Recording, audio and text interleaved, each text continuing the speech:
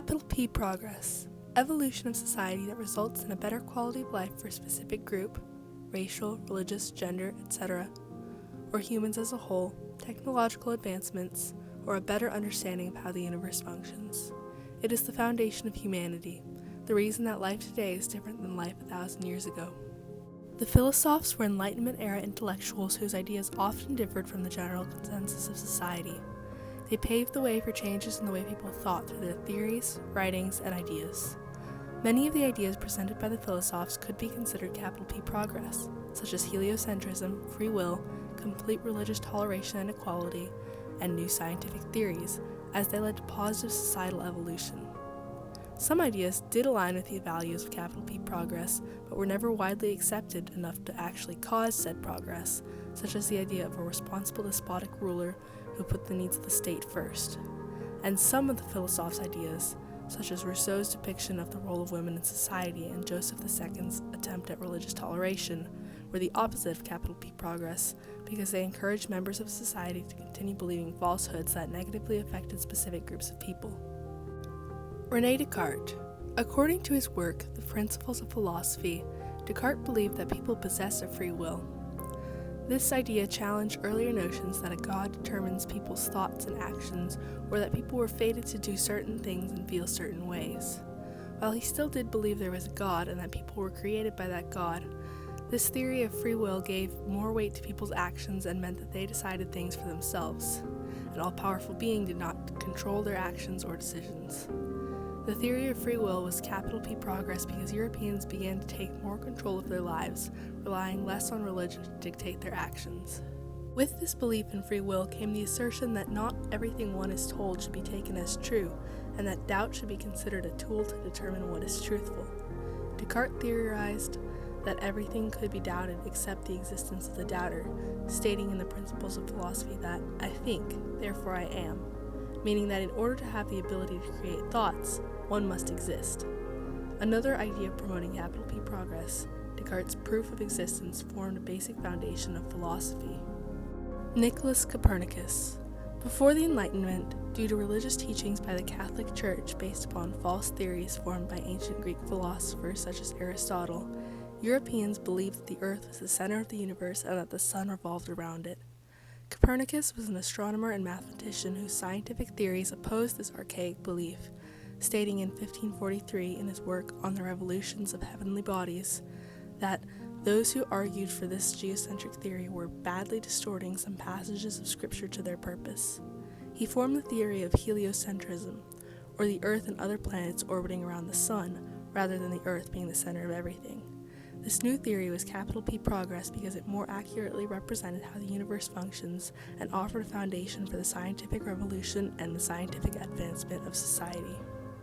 Voltaire. In his letter Chancellor Bacon, Voltaire, a French writer, argued that although figures of the past like Christopher Columbus had done great, meaning bigger influential things, they were still lacking in knowledge of topics such as the circulation of blood, the weight and pressure of the air, the laws of motion, the doctrine of light and color, and the number of planets in our system.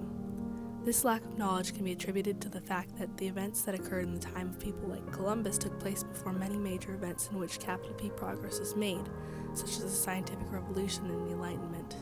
The acquisition of scientific knowledge referenced by Voltaire represented a large progressive step for Europeans in the fields of astronomy, mathematics, medicine, and physics.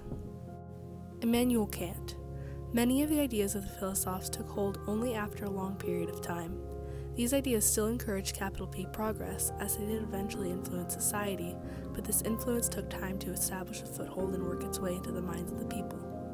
According to his work What is Enlightenment?, Kant believed that the public needed to enlighten itself and should have the freedom to use reason to make decisions on what to believe and how to act.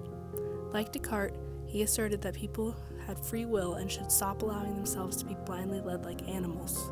He also argued that nobility, such as the princes, were abusing their power over the people and should not dictate their subjects' religious choices, and that people should not be restricted in society based on their religions.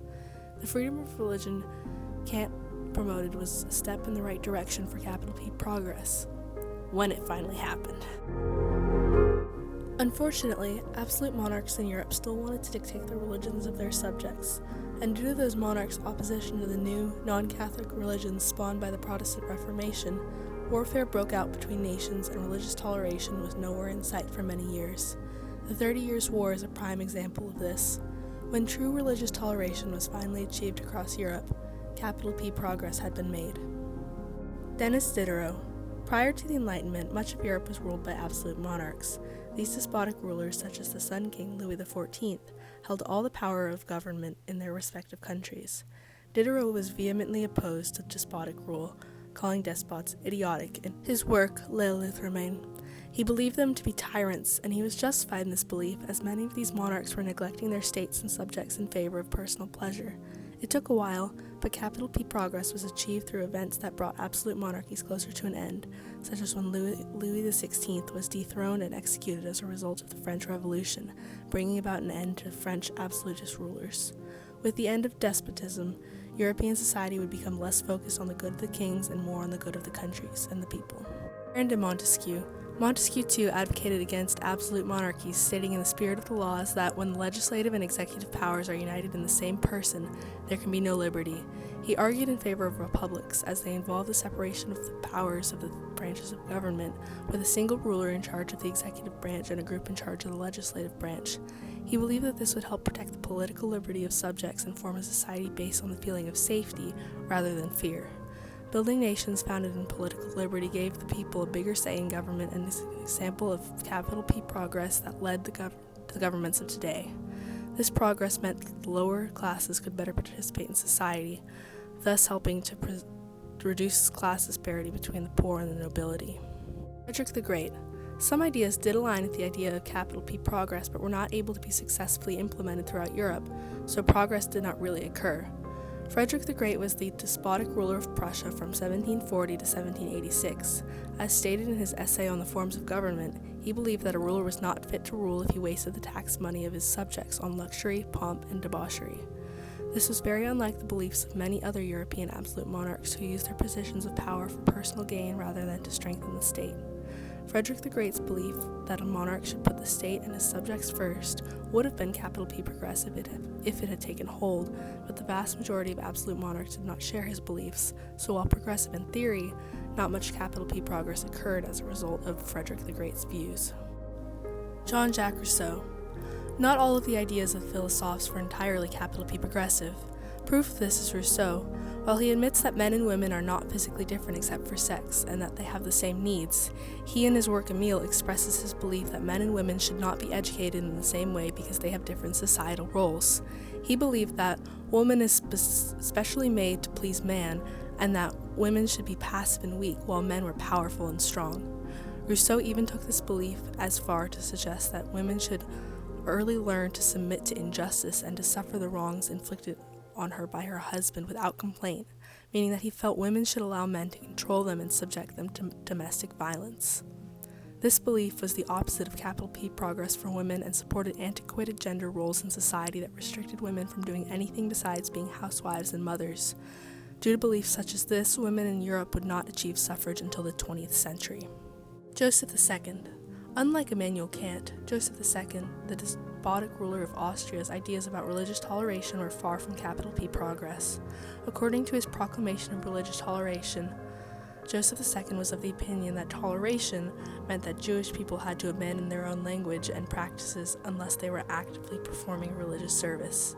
He also felt the need to warn the Jewish that although they were to be regarded like any other fellow human beings, they must behave like decent citizens. Although he was giving some rights, such as education and freedom of dress, to the Jewish people of Austria, which can be considered a small piece of progress, Jewish people were still not considered equal to Christians. This was a twisted idea of religious toleration masquerading as capital P progress when in reality it was still a form of oppression. Lasting oppression of Jewish people led to future events such as the Holocaust, which involved the deaths of millions. In conclusion, there were many ideas brought to light by the works of the philosophers that led to capital P progress or caused a positive change in society, but there were also progressive ideas that did not end up largely impacting society because changes were not made to account for them. Other ideas, likely products of common beliefs of the time, directly opposed capital P progress and encouraged people to continue to believe dated falsehoods that often promoted the oppression of certain groups of people.